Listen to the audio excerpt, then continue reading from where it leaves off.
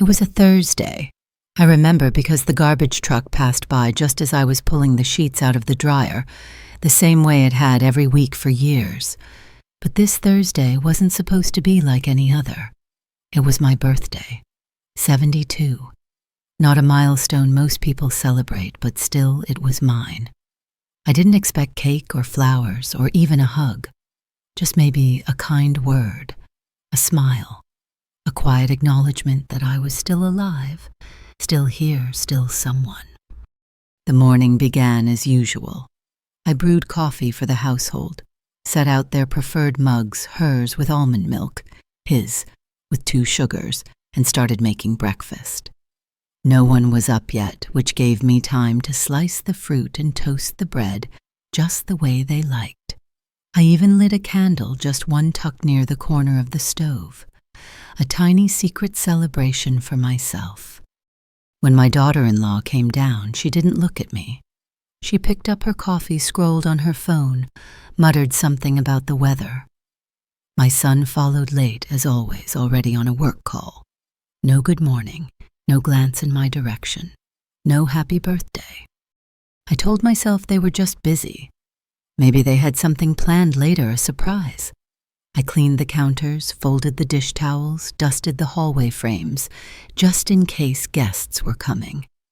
I even put on a nicer cardigan, the blue one, with the little pearls on the collar. It felt silly to dress up, but I wanted to believe.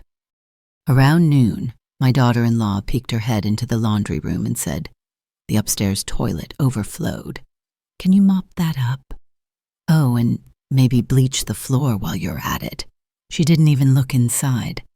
She just shut the door behind her and walked away. I stood there for a long moment, holding a damp pillowcase in my hands. The spin cycle buzzed behind me. My legs ached, my back pinched from bending all morning. I was still gripping the fabric like it might give me an answer. 72. And instead of a card or a kind word, I got a mop. They never did remember.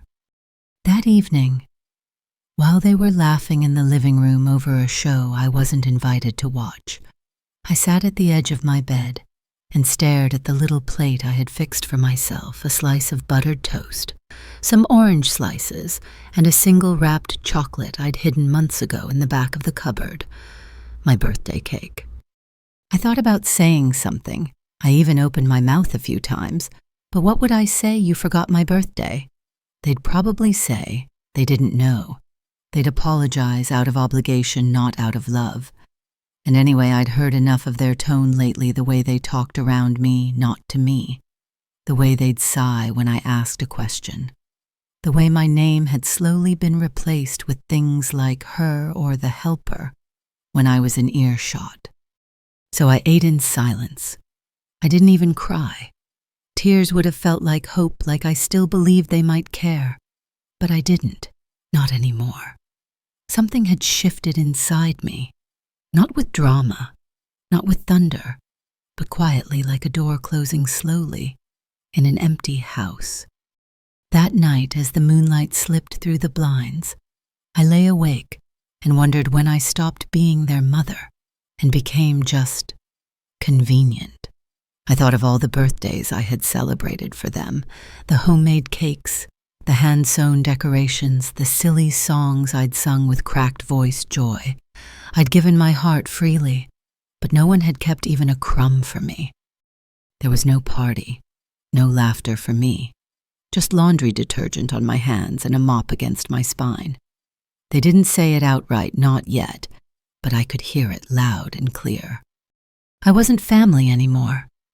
I was staff. There was a time, oh, it feels like a century ago now, when this house breathed with my rhythm. I was the one who stirred the mornings awake with the scent of cinnamon oatmeal or fried eggs, who folded time into freshly laundered shirts, who kept the seasons turning by swapping curtains, sweeping porches, and planting blooms in every lonely corner. I made a home out of 4 walls and 1,000 quiet gestures. Back then, they used to smile when I walked into a room. Back then, my presence had weight, not as a burden, but as the gentle gravity that held us all together. When my children were small, they clung to me with muddy hands and scraped knees, crying for my lap like it was the only safe harbor. My son, now too busy to glance up from his laptop, once used to call for me every night, so I could sing the same lullaby, soft and slow, until his breathing matched mine. My daughter-in-law, long before she wore that ring, used to thank me for every meal, even the simplest bowl of soup. "No one makes soup like you," she'd say, and I'd smile without realizing how rare those words would one day become. The rooms were alive then. They echoed with piano notes, bedtime stories, burnt cookies, and laughter. I used to rearrange the living room every season, not because I had to, but because I loved seeing the surprise on their faces when they came home to a space that felt renewed. I didn't know I was doing magic. I just thought I was loving them. It's strange how you don't notice the shift at first. It begins with a single missed thank you. Then a meal gets eaten without a word. Then the laundry disappears from their awareness. Clothes appear clean folded, waiting. But no one stops to wonder how. No one asks. And if they do, it's with that tone half joking, half expecting. Oh, what would we do without our built-in maid? Built in, like a fixture. They didn't start out cruel. That's the hardest part. If they had always been this way, I could have walked away with my dignity intact. But no, once they held me close. Once they told me I was irreplaceable, that they couldn't imagine life without me, and I foolishly believed them. I think of the kitchen table, the same one still sitting in the center of the dining room. That table has known every version of me, newlywed young mother, grieving, widow, aging matriarch. I used to sit there late at night after everyone had gone to bed and write notes to myself on scraps of paper. Grocery lists, budget plans, whispered prayers. That table saw my dreams and my doubts. Now it only hears their complaints about delivery orders and Wi-Fi speed. I miss the way they used to ask for my stories, how my son once sat at my feet and begged to hear again how his father proposed to me, how my daughter-in-law once cried as I told her about giving birth in the middle of a blackout, holding on to nothing but faith and a wet cloth. Now they say I repeat myself too much, that I'm stuck in the past. Maybe I am. But when the present offers you only dismissal and tasks, what else do you have but memory? I keep wondering, when did I fade? Was it the moment they had children of their own and suddenly needed me, not as a mother, but as a nanny? Was it when my hands began to tremble slightly, and they stopped letting me carry the baby, afraid I'd drop her? Or was it the day I agreed, just for a little while, to move in and help out, and never got to leave? They say that boiling water doesn't feel hot if you slip into it slowly. That's what this was. I wasn't thrown into servitude. I was eased into it with guilt and affection, and phrases like, "You're the only one we trust, and we'd be lost without you." And I wanted to believe them. I did. But now I see it clearly. They didn't just stop seeing me as a mother. They stopped seeing me at all. They see what I do, not who I am. They notice the folded towels, the babysat grandchildren, the cleaned counters. But the woman who remembers their birthdays, who stayed up through their fevers, who swallowed her pride more times than she can count, she's invisible. Sometimes I wish the walls could speak. Maybe they'd remind them who I was. Maybe the floorboards would whisper about the nights I walked them to sleep, or the mornings I cried alone in the pantry because I couldn't afford both groceries and gas that week. But walls can't speak, and they wouldn't listen anyway. I was the heart of this home, the soft beat that kept it alive. Now I am just background noise. The first time I heard it, I thought I had misheard. We were in the living room, The baby had just started crawling, and I was on the floor with her coaxing her forward with a jingling rattle. My knees ached, but her giggles made the pain bearable, sweet, high-pitched laughter that made me feel for a fleeting second like I still belonged here. Then from behind me, I heard my daughter-in-law's voice drift in from the kitchen. "Just leave it. The maid's got it." The maid. The words landed like ice on my spine. I didn't react, maybe because I didn't believe it. Surely she hadn't meant me. Maybe she was talking about someone else, joking about a TV show, anything. But then I heard her laugh. That laugh. It wasn't cruel exactly, it was casual, careless, as if it had always been true. That night I lay in bed staring at the ceiling fan. My fingers twisted the corner of the blanket over and over. The maid. I whispered it aloud, testing the weight of it on my own tongue. It didn't fit. It felt foreign, but also familiar. Because in truth, I had been playing that role for years now, quietly, without resistance. I had accepted the tasks, the errands, the cleaning. I had said yes to everything, because saying no felt selfish. Because love in my world had always been measured by what you give up, not what you demand. But I never applied for the job. I didn't sign up to become a background character in the home I helped build. I didn't raise my children just to be handed an apron instead of appreciation. It wasn't just that one time. After that day, the label began to appear more often, in jokes, in passing remarks. She likes doing that stuff. She needs something to keep her busy. She's retired. What else is she going to do? At first, they said it only when friends were over, as if I were some exhibit in a domestic museum. Look, our live-in grandma, who still scrubs floors. Then it seeped into daily speech. They didn't even glance at me when they said it. It was as if I'd always been that person, just the maid. There's a strange humiliation in being renamed without your consent. They didn't call me mother anymore, or even by my first name. I was her or she, like a service, not a soul. They'd text each other while I was in the same room. "Can she take the kids today? Did she wash the sheets yet?" I saw the messages once when my son left his phone unlocked on the kitchen counter.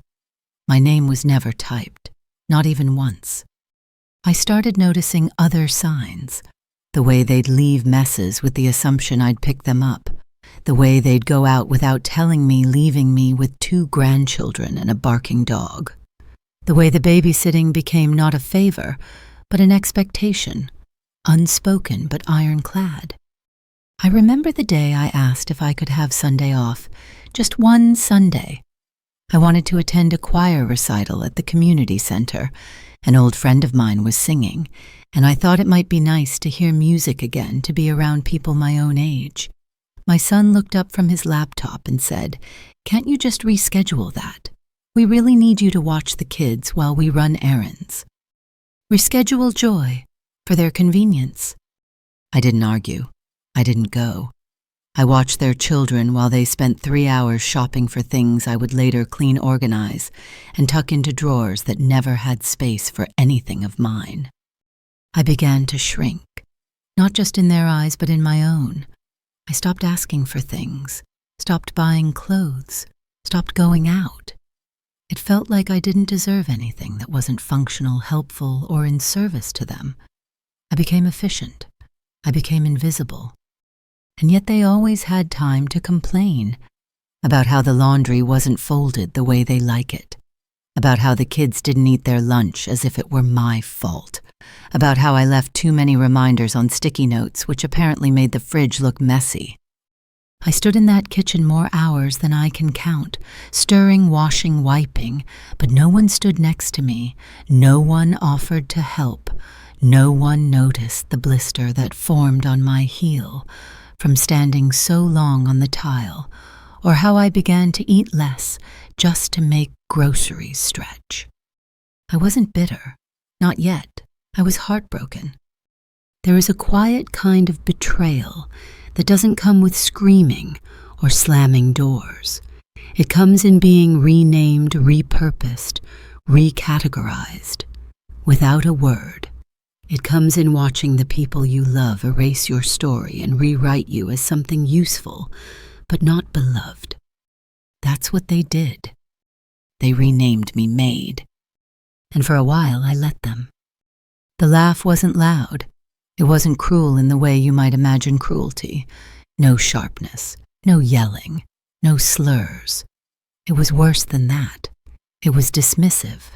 It was the kind of laugh that smooths over disrespect by pretending it's a joke, the kind that lets people say something ugly while acting as if you're too sensitive for minding. I had just finished the third load of laundry that day. The towels were still warm, and I always liked folding them while they carried that gentle heat. Something about it felt safe, familiar. I had washed laundry for my family my whole life. Tiny socks, once then, mud-streaked jerseys, and later baby onesies, each item telling the story of our home through stains and scents. Folding had always been an act of care. Quiet love, crisp corners. This time I was folding her clothes, my daughter-in-law's. Lacy things, delicate fabrics, expensive brands I would never buy for myself. I was careful. With each item, smoothing edges, never letting anything fall to the floor. I don't know why I gave her things such reverence. Maybe because I was raised to treat other people's belongings better than your own. Or maybe because I still believed deep down that doing everything right would make them see me again. She walked into the room halfway through. Her eyes scanned the baskets and the clothes laid out like offerings on the bed. She leaned against the doorframe, arms crossed, a half-smile on her face. "You know," she said, chuckling, "I think you actually like folding my underwear." Then she laughed. It echoed in the room, casual and careless, like she was talking to a friend about a silly quirk of her housekeeper.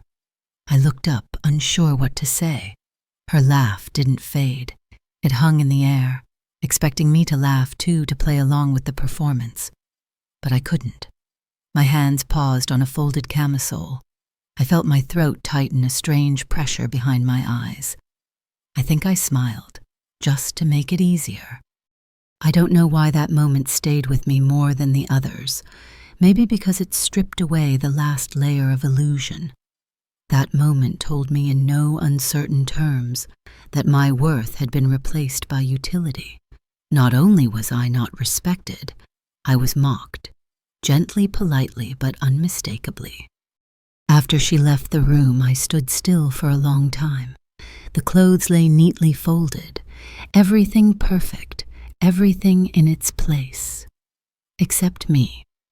I had always thought that dignity could be preserved in the small things, in how you carry yourself, in how you keep going. But I realized then, it's possible to lose your dignity, one folded sock at a time. That day I started moving slower, not out of spite, but because something in me had gone quiet. I still did the chores, still cooked and cleaned, and watched the children. But there was a numbness creeping in, a silence I couldn't name. I no longer hummed while I worked. I no longer adjusted the throw pillows just so. I no longer added lemon slices to their water. And they noticed. Not with concern, not with warmth. "She's been a little moody lately," I overheard my son saying one evening. "Maybe she's just lonely." Lonely. As if loneliness were some unfortunate condition I caught like a cold. As if it had nothing to do with the fact that I lived in a home where no one looked me in the eye anymore. The next morning, I found a brochure on my nightstand. Community clubs for seniors, it said in cheerful fonts. Meet new friends, stay active. I stared at it for a long time before throwing it away.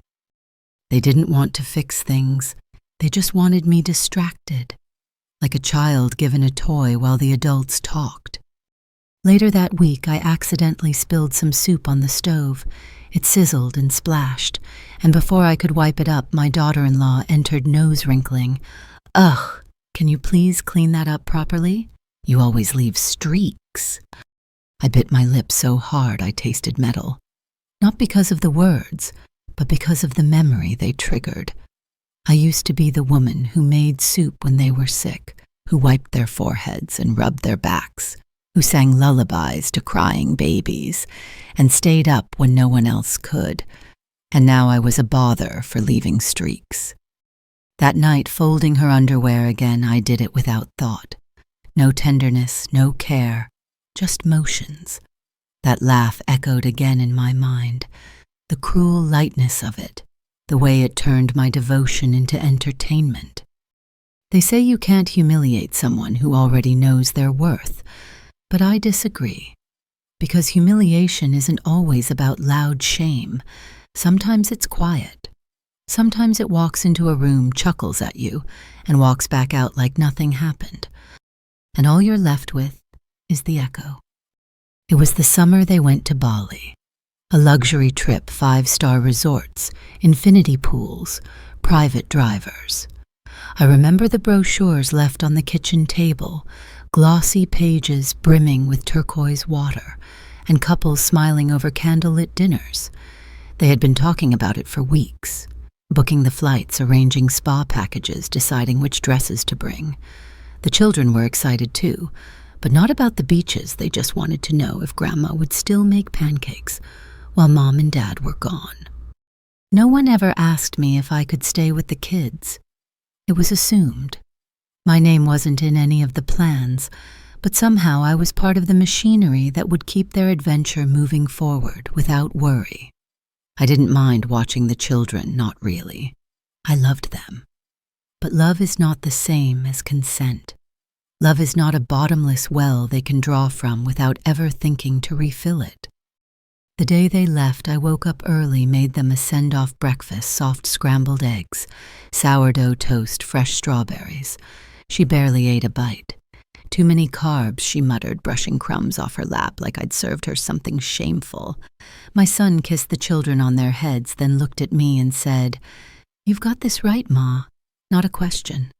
A handoff, like I was a switch being flipped. They walked out the door with rolling suitcases and wide smiles.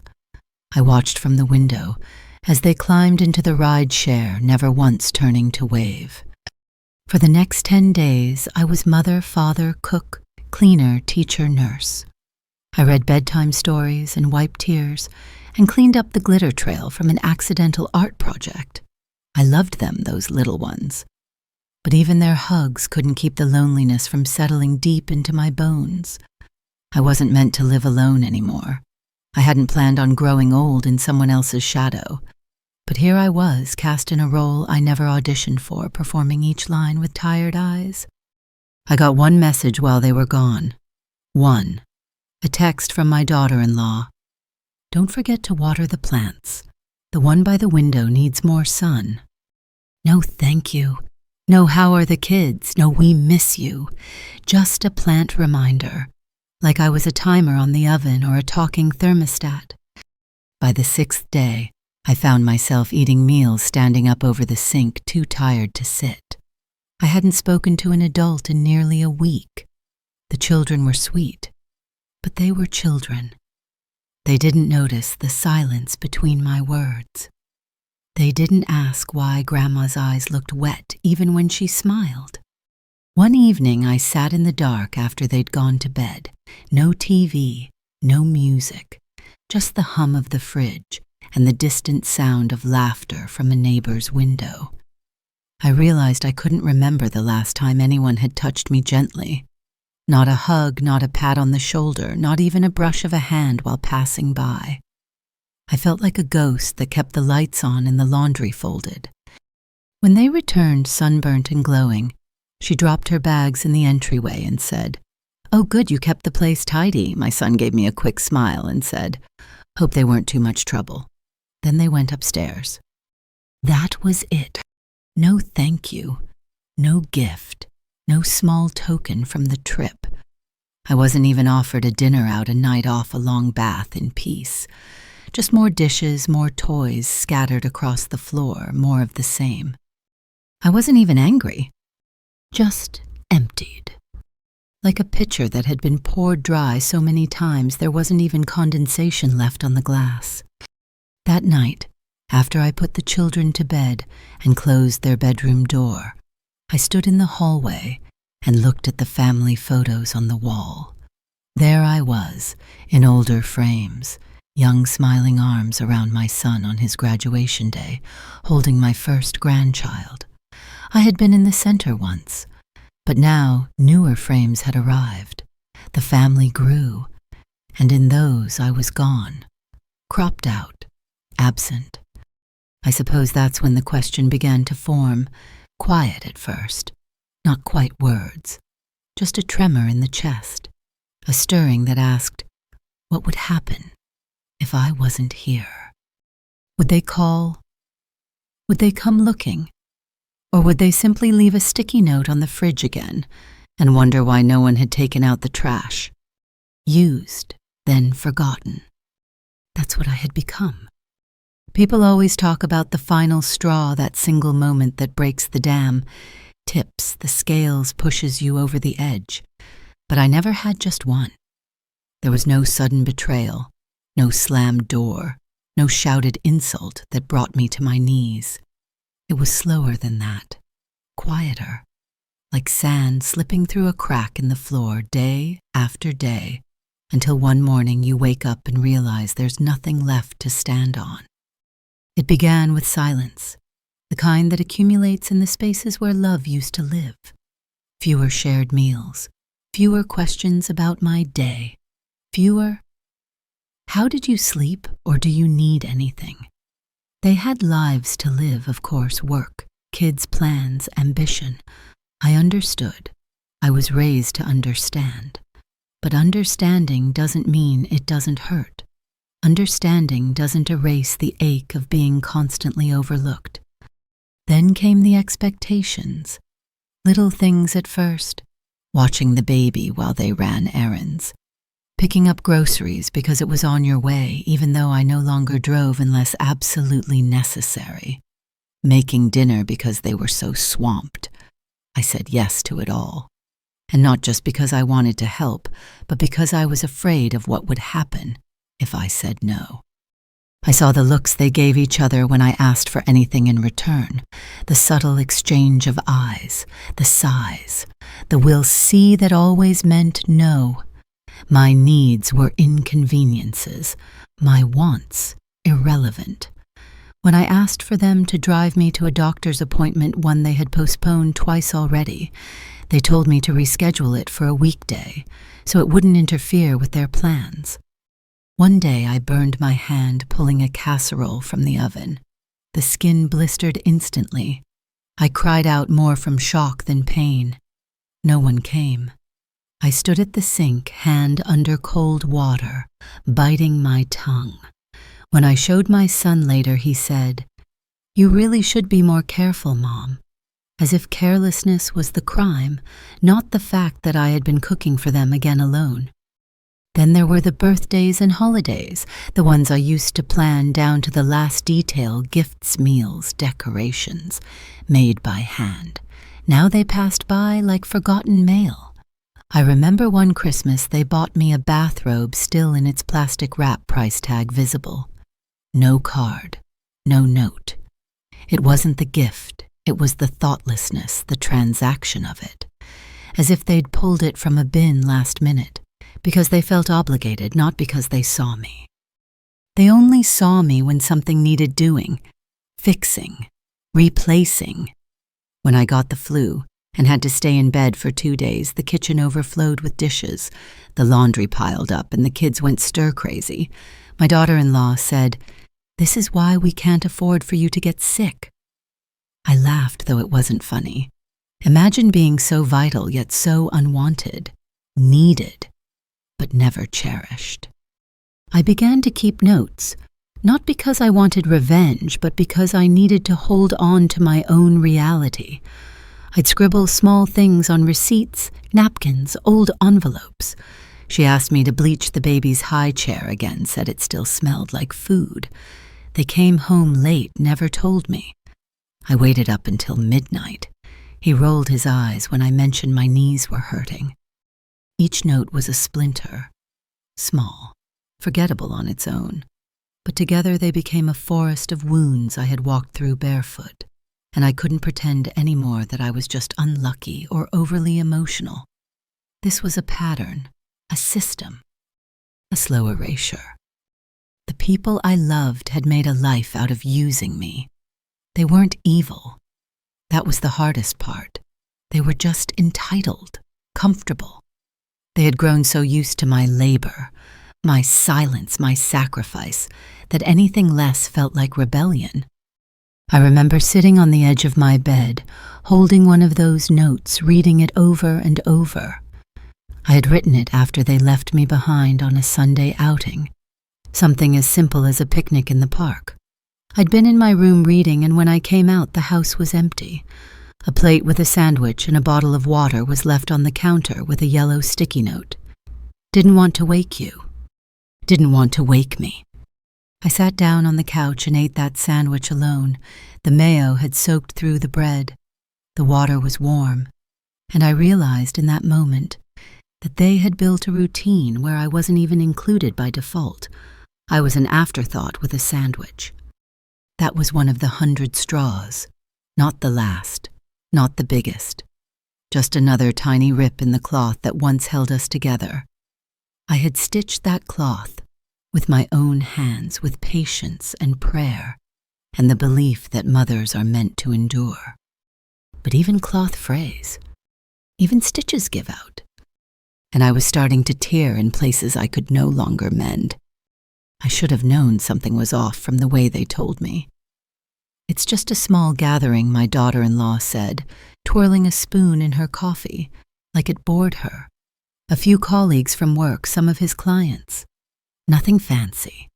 She didn't mention that I'd be cooking, or serving, or cleaning up afterward. But I knew. I always knew.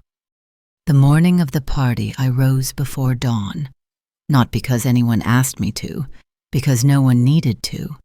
That's the way it had become.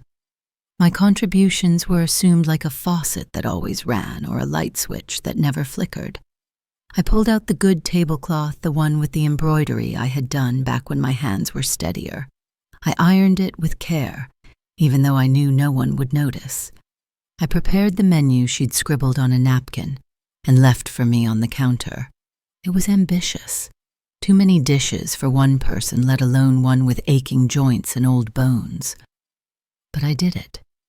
Every chop, every stir, every timer set, I did it. By the time the guests arrived, the house smelled like rosemary and roasted garlic.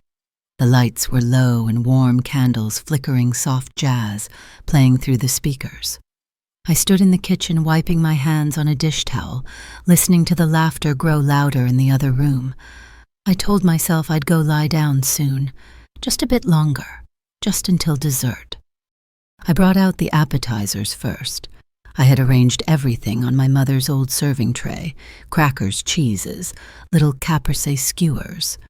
When I walked into the living room, all conversations paused, not in a respectful way, in a way that made me feel like a server interrupting the flow of their evening.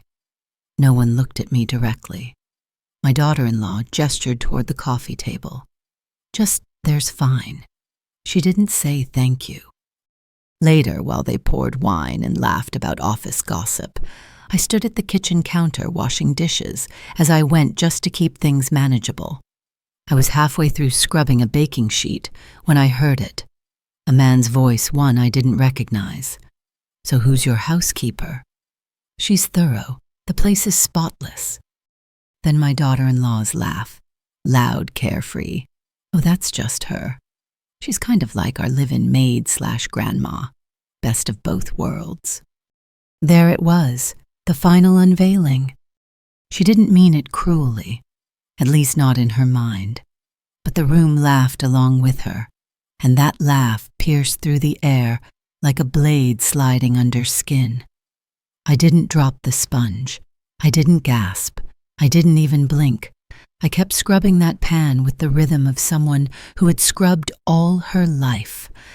But inside me something went very still, like a clock that had decided it no longer cared to tick. When the guests left, no one said goodbye to me. My son patted me on the shoulder in passing an afterthought. "Dinner was great, Mom," he murmured. No eye contact, no gratitude, just a line to check off before bed. My daughter-in-law began scrolling through her phone before the door even clicked shut. "Ugh," she groaned. "So many dishes." I nodded quietly and turned off the last light in the kitchen. That night, I didn't sleep. I lay on my back, hands folded over my chest, staring at the cracks in the ceiling paint. I thought about that word maid/grandma, how easily it rolled off her tongue, how easily it was received. And I realized something unbearable. They had never known me as anything else.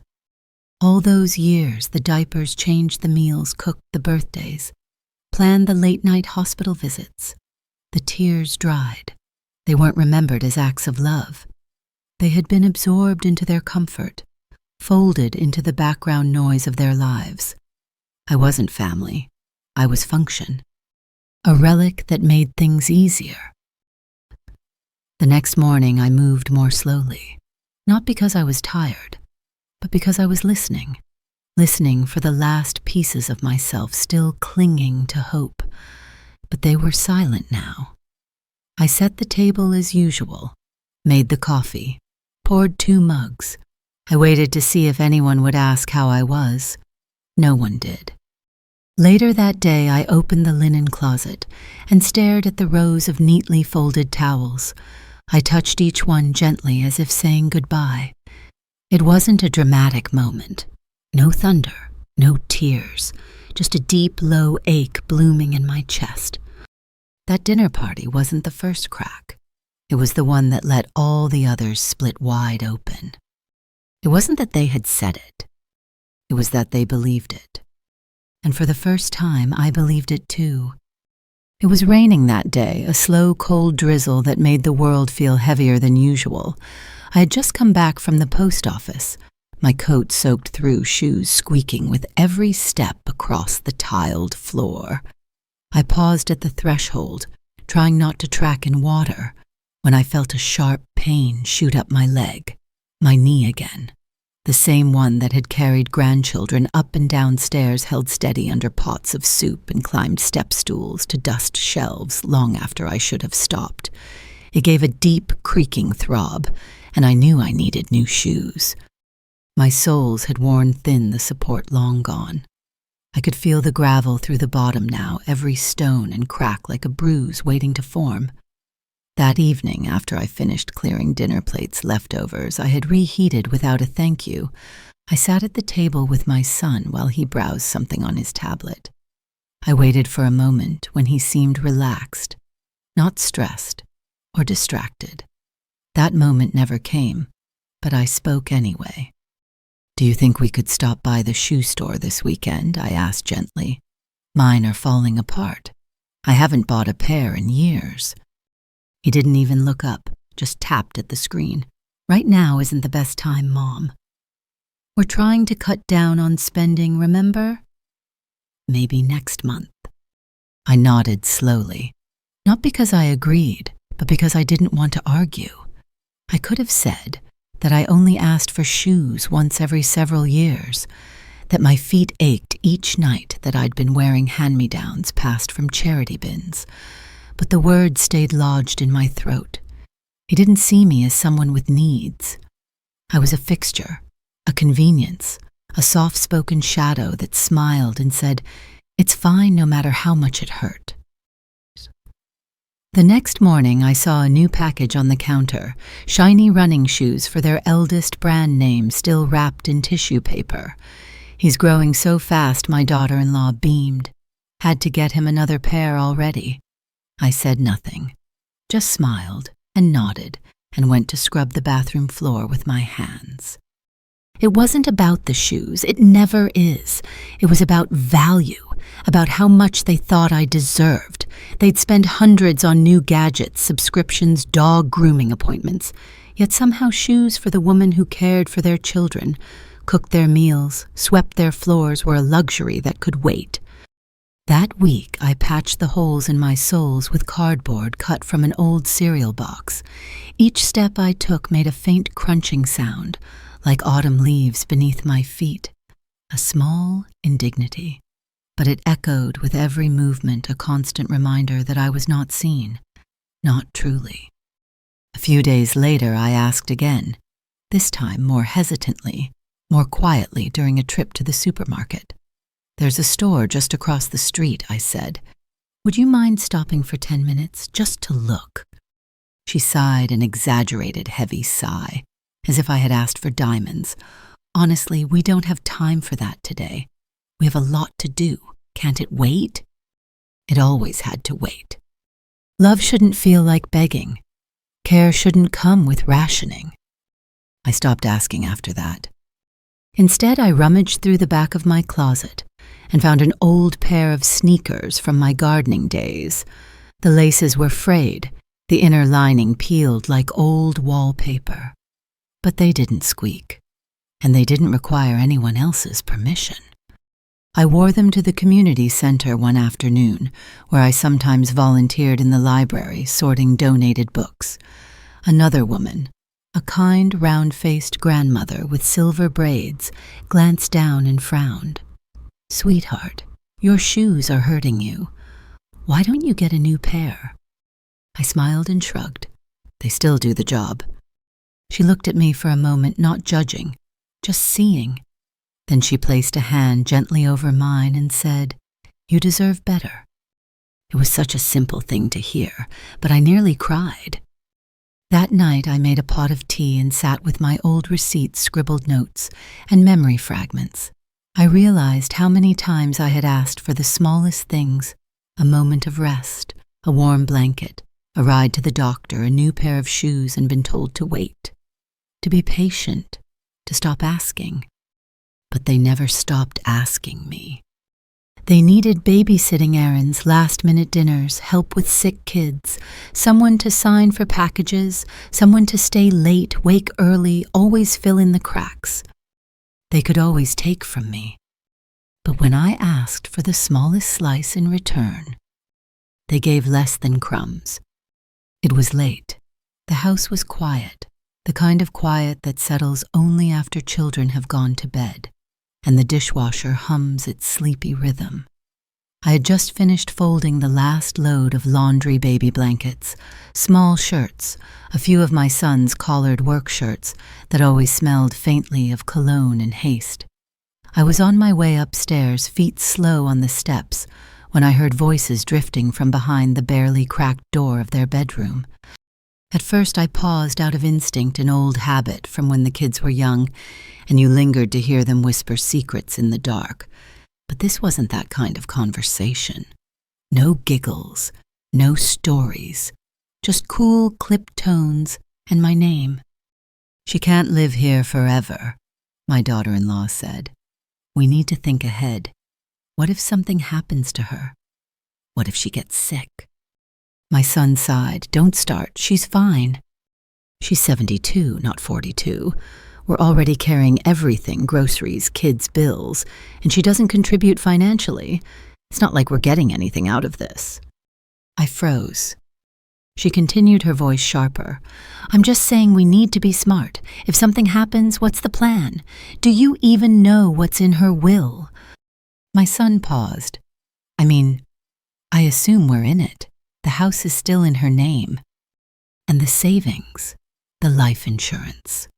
She raised you alone. She must have stashed something.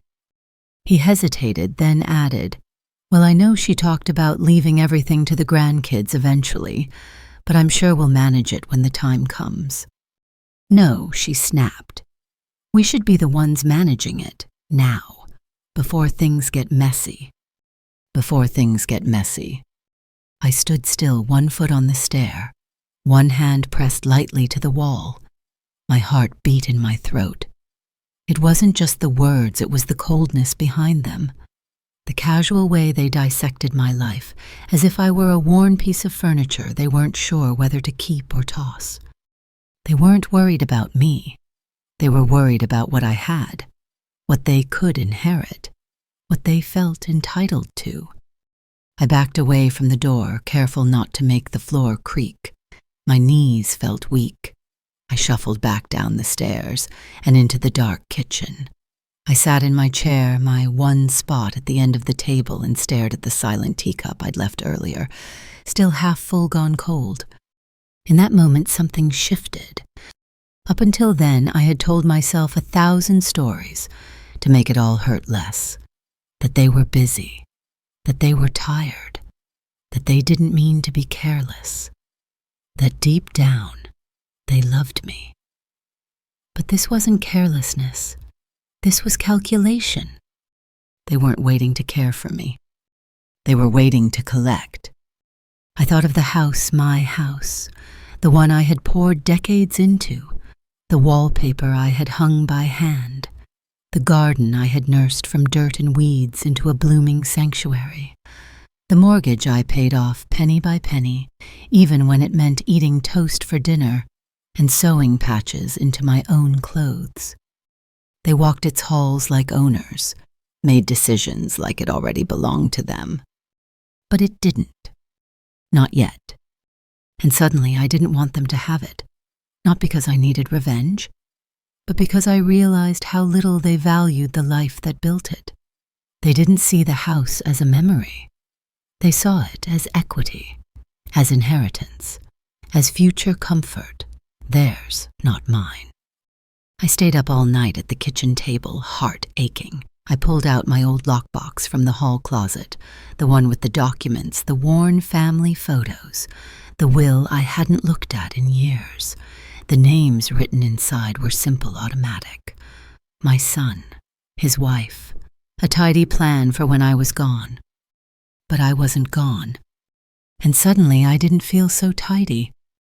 The next morning I made breakfast as usual, set their mugs down, kissed the children on the forehead. I smiled when they asked about errands, nodded when they dropped off their dry cleaning, and hugged the children when they ran off to school. I acted like nothing had changed. But inside something had. I started researching charities that helped older women start over. Organizations that built homes for abandoned mothers, that gave grants to underpaid caregivers. I looked into scholarships, trusts, foundations.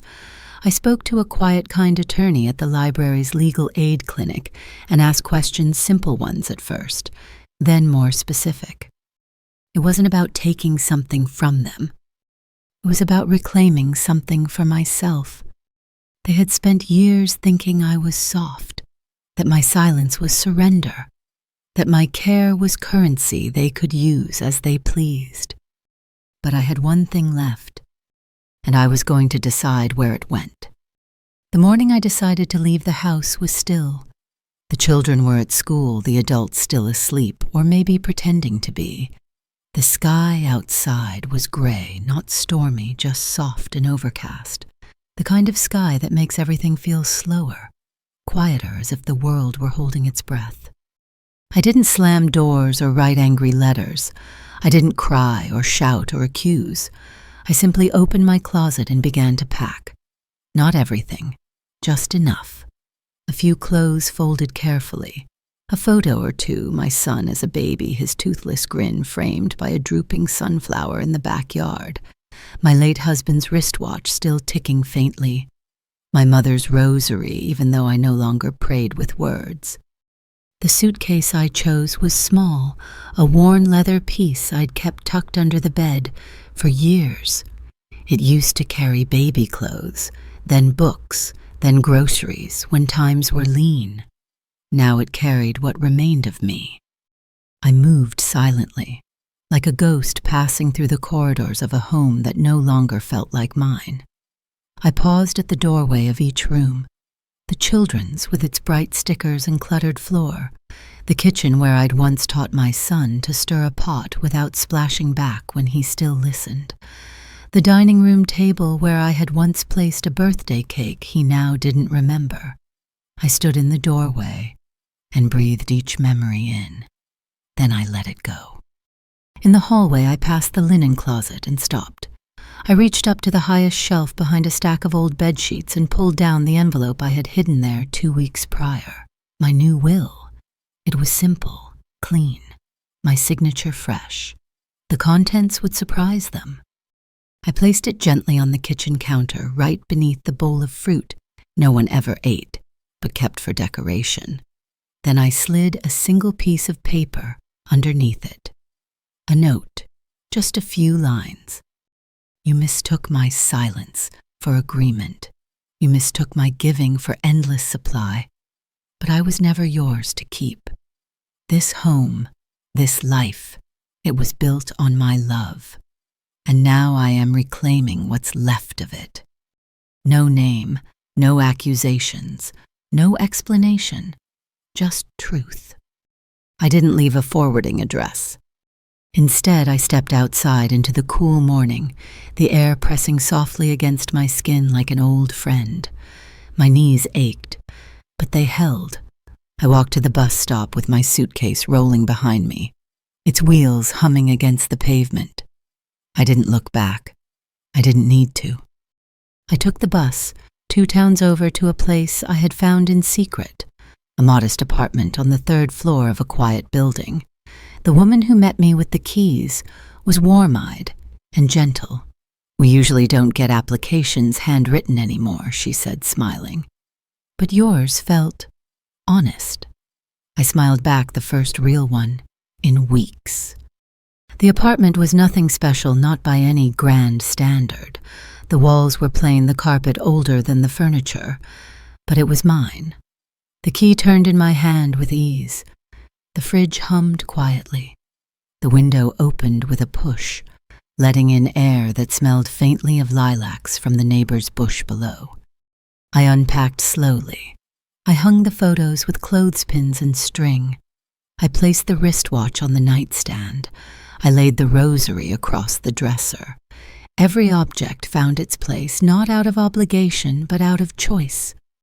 For the first time in a long time, I ate dinner sitting down without interruption. Just me, a plate of warm food, and the quiet rhythm of a life beginning again. I washed the dish when I finished, not because someone would expect it, but because I wanted to start clean. That night I slept in a bed that held only my own body. No sticky notes, no cries from the hallway, no sighs of annoyance from outside the door. Just sleep, deep, full, undisturbed. I didn't leave because I hated them. I left because I finally remembered I didn't have to stay. Sometimes we slip so deep into a role that we forget we ever had a name. We forget we were someone before we became the helper, the maid, the sitter, the background. I didn't slam the door. I simply let it close behind me. And in that silence, I heard something new. Myself. It's funny how paper, just thin sheets, fragile and feather light, can hold the weight of entire lives. For years, I kept my will tucked neatly in a folder with family documents. It was simple, traditional. Everything to my son. A home passed down, a savings account divided. No surprises, no complications. I had always assumed it was the right thing to do. After all, isn't that what mothers are supposed to do? Leave everything to the ones they raised, the ones they loved. But after overhearing that conversation, after feeling my worth reduced to numbers and real estate, it became clear that love was not the language they were speaking. They didn't see the home as sacred. They saw it as their eventual prize. They weren't remembering the sacrifices I had made. They were counting what they thought they were owed. So I rewrote everything. I sat at a small desk in the library, pen in hand, heart heavy, but mind crystal clear. No lawyers, no advisors, just me and the slow, deliberate motion of writing myself back into control. This time I did not sign away my worth. This time I honored the woman I had become, not the one they assumed would always bend. I gave the house to a charity that shelters aging women, cast aside by their families, mothers like me, who gave until they had nothing left. I established a scholarship in my husband's name for working single mothers returning to school. The savings I had spent years quietly growing, I left to a fund for caregivers who work thankless hours just like I had. And my grandchildren, I left something for them too, a separate account managed independently to be accessed when they came of age. I wanted them to have a future untainted by the bitterness that had grown like mold in their parents' hearts. Maybe, just maybe, one day they'd learn the truth, not from stories told in frustration, but from the silent echo of a gift given with love. The will was clear, legal, final. I placed it in an envelope and mailed a copy to my attorney, an older woman with soft hands and firm eyes, who read it slowly and nodded. "You've done something brave," she said. "Most people are too afraid to rewrite the ending." But I wasn't afraid anymore. I was free. I imagined the moment they would find it. Perhaps days later, after the confusion of my quiet departure settled into something more sour, my son would open the envelope with one hand, rubbing his temple with the other. My daughter-in-law would pace, already calculating what was gone, what had been stolen from them. They would scan each line looking for loopholes, expecting a footnote that gave them what they believed was theirs. But it wouldn't be there. Instead, they'd find something else, words wrapped not in spite but in clarity. I wrote them a note, not long, not bitter, just true. I gave you everything I had when you needed it most. My time, my energy, my care.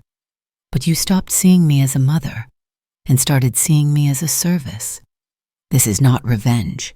It is restoration of dignity, of balance, of love that must now go where it is needed, not where it is expected. I didn't need their anger or their understanding. I didn't expect reconciliation. I wasn't doing it to make a statement. I was doing it because I could. Because after years of giving and giving and giving, I realized I still had something left that was mine.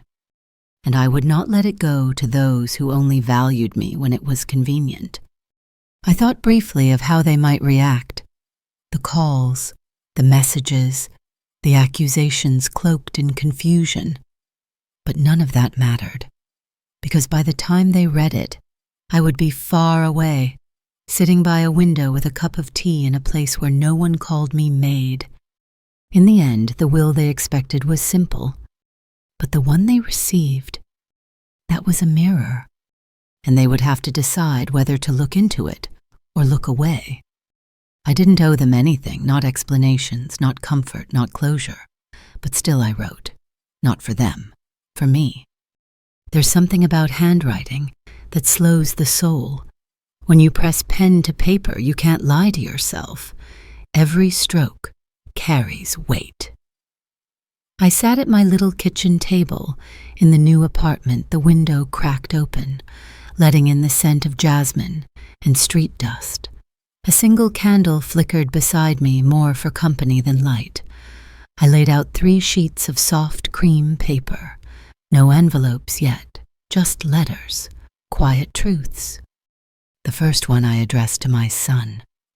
You were the first person I ever loved in this world, with my whole body, my whole heart.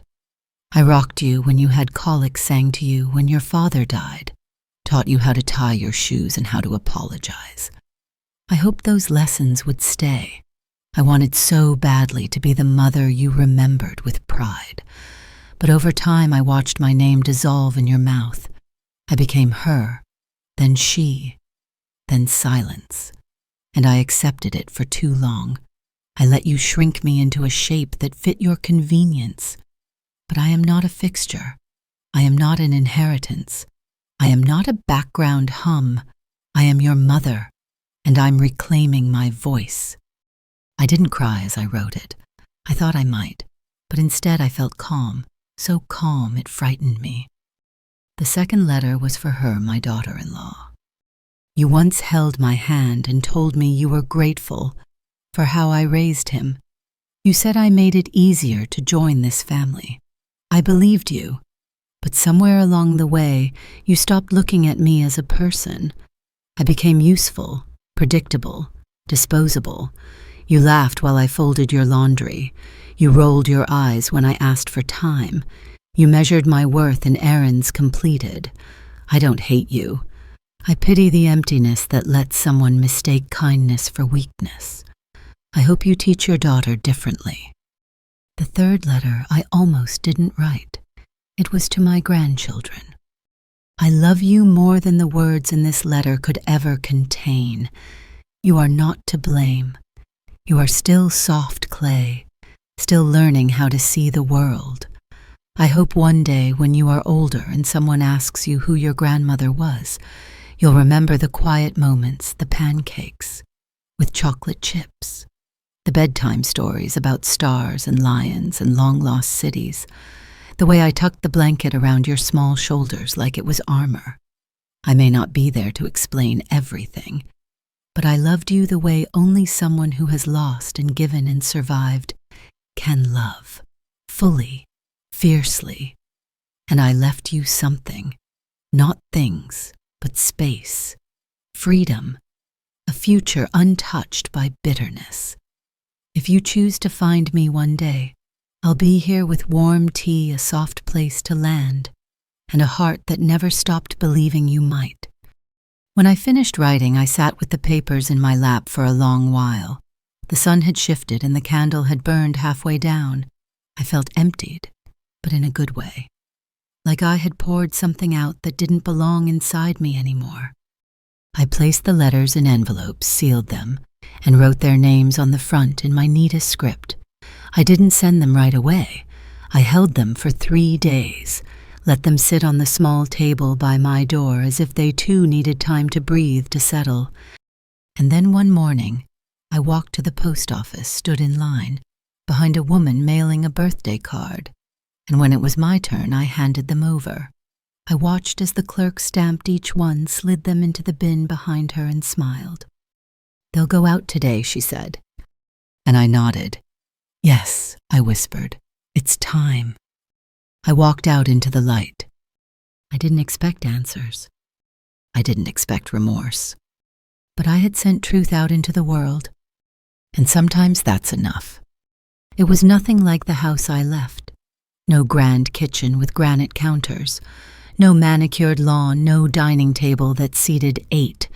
My new place had creaky floors and windows that stuck halfway when you opened them. The paint was chipped in a few corners, and the radiator hissed like it had a grudge. But it was mine. Every inch, every breath of it belonged to me. There's a strange kind of peace in starting over with almost nothing. At first, I didn't know what to do with the silence. The quiet wasn't the kind that comes from people sleeping upstairs or children napping. This silence was full, uninterrupted. I caught myself listening for footsteps that never came, listening for the sound of my name being called, not out of love, but obligation. No one asked me to wash a cup. No one left a list on the fridge. No one just needed one little favor. The first few days were disorienting. I wandered the apartment like a visitor, touching doorknobs, opening cabinets, as if trying to convince myself this wasn't a dream. I kept expecting someone to come knocking, asking when I was coming home, but the knock never came, and slowly my body began to settle into the space, like roots finding soil again. I bought a new pair of shoes, not expensive, just sturdy, comfortable, with a soft lining and firm soles, the kind of shoes that said, "You deserve to walk without pain." I wore them around the apartment at first just to get used to the idea. Then out into the neighborhood, past the corner flower shop, the cafe with second-hand books, the park where old men played checkers in sun-washed silence. Each walk became a ceremony, one foot in front of the other, proof that I was moving forward. I made new routines, not ones that revolved around service or sacrifice, but small joys. I started each morning with real coffee, made just for me, just the way I liked it. I sat by the window and watched the world stretch awake. I began reading again, books I had bought long ago but never opened because there was always a sink full of dishes or someone needing a ride to soccer practice. I joined the library nearby. A woman there around my age struck up a conversation. Her name was Teresa. She had left a life not so different from mine, a son who took more than he gave a daughter-in-law who saw her as a nuisance. We didn't need to say much to understand each other. We started having tea on Thursdays. Sometimes we didn't even talk, just sat with our books quietly reclaiming the selves we had misplaced along the way. One afternoon, I caught my reflection in the mirror by the elevator. I stopped and stared. There was something new in my face, or maybe something old finally resurfaced. My posture had changed. Not taller exactly, but lighter. Like I had been carrying something for years, and it had finally slipped off my back without a sound. I had wrinkles, of course. Soft lines around the eyes, deeper ones by the mouth, but I didn't mind them. They didn't feel like decay anymore. They felt like echoes, proof that I had lived, loved, endured. They told a story only I could read. I started journaling again in the evenings. I wrote not about what had happened, but about what I was becoming. Each page was a promise to myself to rest. When I was tired, to speak. When I had something to say, to never again let someone else's needs swallow my own voice. I wasn't angry anymore. I wasn't even sad. I was unfolding, like something long dormant, waking at last, not with a jolt, but with a stretch, a breath, a whispered yes, I remember now. One night I lit a candle in the windowsill, a small thing flickering against the dark. I watched it dance, and I thought of all the nights I had sat at another table in another home lighting candles for other people, meals I never got to enjoy hot, conversations I wasn't invited into, rooms I was present in but never seen. Here I was seen, by myself. That was enough. Sometimes healing isn't loud. Sometimes it's as simple as breathing in a space where no one calls you just the maid, where no one rolls their eyes when you speak, where you can take up as much room as your soul requires. In this small apartment, I had nothing to prove and everything to reclaim. It started with a voicemail. I had left my old phone behind along with the family plan they used to control. I'd bought a small prepaid phone, no apps, no notifications, just numbers and a soft ringtone that didn't demand anything of me. But one afternoon it buzzed, a message from a number I didn't recognize, but somehow still knew. Mom, hey, it's me. Just give us a call, okay? We're worried. There was no, we miss you. No apology. Just a vague discomfort like someone had lost their keys, not their mother. I didn't call back. A few days later, there was a letter slipped under my door. The handwriting was rushed impersonal, the kind used when guilt is new and still performative. We didn't mean to hurt you. Things have been stressful. Let's talk. No return address. Just a plea scrawled in ink that couldn't erase years of dismissal. They had gone from indifference to panic, not because they missed me, but because they had lost their help, their security, their built-in safety net. I imagined the house messy and unkempt, dishes piling up, kids asking where grandma went, calendars without the invisible hand that once kept everything running. They missed the function, not the woman. More messages followed, texts, emails from an old address I hadn't checked in months, a call to the manager of my building, which thankfully was blocked with a firm. We don't share resident information. Each message had a rhythm, confusion, guilt, and an undertone of irritation masked as concern. One evening I heard a knock at the door, not loud, hesitant. I didn't move. My heart thudded in my chest, old instincts battling new boundaries. Through the peephole I saw him, my son, older, more tired, holding something that looked like a bag of takeout, a peace offering. He stood there for a long while, shifting his weight. I imagined what he might be thinking. that he would knock, and I'd open, smiling through tears, eager to resume the life that made theirs easier. But I didn't. I stood still, and after a while he turned and walked away. The next morning a note appeared outside my door, taped carefully, written in smaller script than before. "We've been trying to reach you. The kids miss you. We can talk. Maybe we start over." Start over. As if the past were something that could be rinsed off, shaken loose. As if I could forget the way they laughed about my labor, the way they counted my inheritance, like coins in a jar, the way they spoke of me not as a person but as a tool, a utensil with a heart. I sat at my little table, tea cooling beside me, and I whispered aloud, "I am not waiting." Because I wasn't. Not anymore. Waiting had been my life's rhythm, waiting for love, for thanks for someone to ask how I was, waiting for permission to rest, to speak, to leave. But not here. Not now. Now my days belonged to me. I filled them with books, with walks, with silence that healed instead of hurt.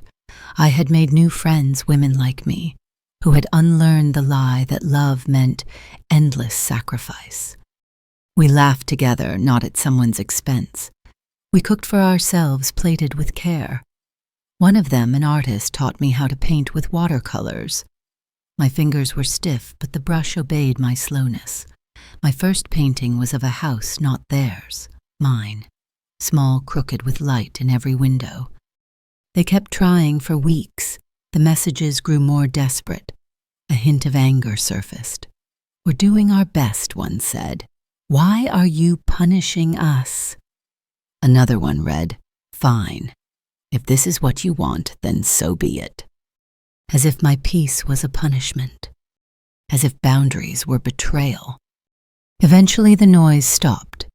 The messages thinned, then ceased. And for the first time, the silence felt like mine again. I thought I'd feel guilt, that maybe I'd crumble with the absence. But instead I exhaled, fully, deeply, as if I had been holding my breath for years. They had come looking, but I wasn't waiting.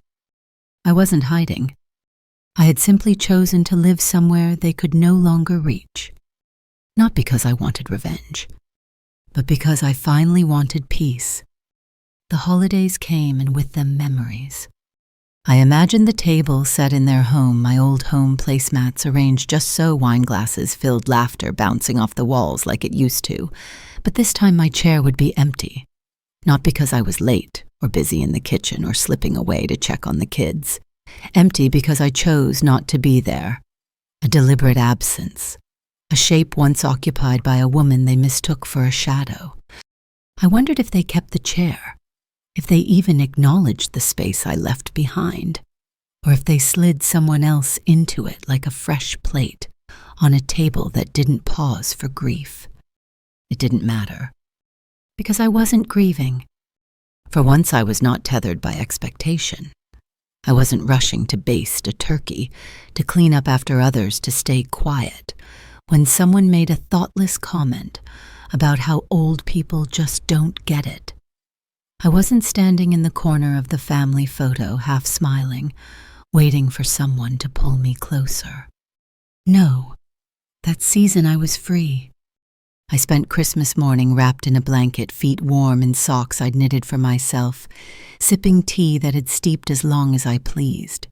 No noise, no orders, no disguising exhaustion with cheer, just soft music playing from a radio in the kitchen, and the sun slanting through the blinds like a quiet blessing. Later that afternoon, I took a walk.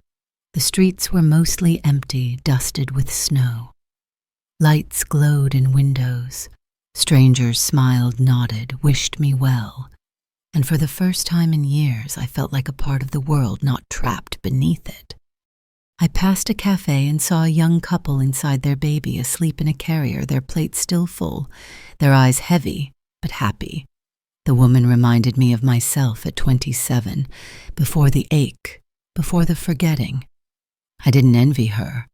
I only hoped she would be seen, held, loved not for what she could do, but for who she was.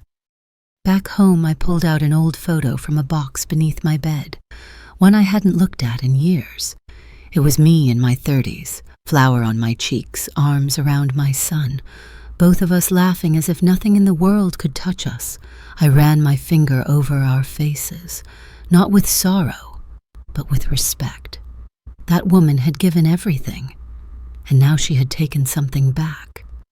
I lit a candle beside the photo, not a vigil, a tribute to the strength it took to leave a place that had stopped loving me, to the courage of rebuilding a life not from scratch, but from soul. That night I cooked myself a small dinner, nothing extravagant, just the things I liked. I used the good dishes, played the old music, and when I sat down at the table, there was one plate, one fork, one woman. And it was enough. Across town, perhaps they sat with their new rhythm. Perhaps they tried to call again. Perhaps they didn't. I didn't check. I didn't need to. Because freedom isn't about running. It's about choosing. I chose to leave the chair empty. I chose not to fill the space where love should have been. I chose myself. The quiet has become my closest companion. It doesn't demand. It doesn't question. It simply holds me, gently like the hands I once offered to others. It cradles the edges of my days and lets me breathe. I don't count what I lost anymore. I don't measure the years I gave away. Some gifts don't come back, but that doesn't make them worthless. Love, when freely given, leaves an imprint. Even if others forget, even if they abuse it, it shapes you. It softened me. It made me fierce in a way silence can be fierce. And now I live in a space where my name is not forgotten, where I look in the mirror and see not a woman left behind, but one who stepped forward. I fill my rooms with small rituals, tea in the morning, music in the evening, soft socks, quiet books, and long walks. Nothing grand, just mine. They may tell stories about why I left. They may soften the truth, rewrite it in their own favor, or leave it untold entirely. Let them. I don't need to raise my voice. I just needed to remember my worth. Because freedom isn't loud. It's the sound of your own breath in a room you chose. It's the absence of apology. It's the peace that comes when you stop waiting for someone else to see you and start seeing yourself. I gave them silence, and in it I found peace.